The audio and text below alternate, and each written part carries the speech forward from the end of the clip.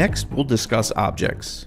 In the editor, pressing up on the D-pad opens the New Objects menu. Once opened, you can use the D-pad or left analog stick to navigate the menus. Hit A to select a category. Scroll left and right to check out the subcategories, and scroll up and down to see the objects within them. While viewing an object, you can use the right analog stick to rotate it around, and Y will randomly change its color if its color can be changed. There is also some useful information displayed to the right of the object. Its complexity, mass, hit points, and whether or not it is breakable, can have physics, or change colors are all displayed here. Select an object with the A button and it'll spawn within the world. From there, you can move it around with the analog sticks. Left stick moves it forward and backward, left and right. Right stick moves it up and down, left and right. The A button places the object. Y button will place the object as well as spawn a new one, also known as copying it, and the X button will delete the object. There are a few other things you need to know about manipulating objects in the editor. First, you'll see that once selected, an object is surrounded by 3 circles. These represent the axes on which you can rotate the object. An object can only be rotated on one axis at a time.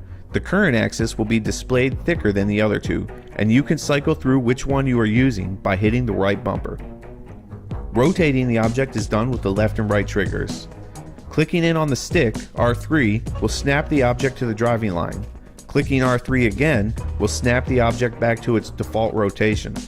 Finally, if you want to select multiple items at once, simply hold the left bumper as you make your selection.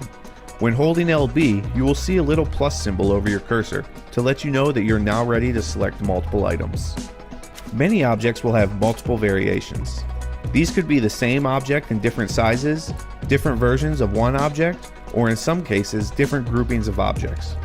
When viewing objects in the New Objects menu, if an item has variations, it'll be displayed directly above the object.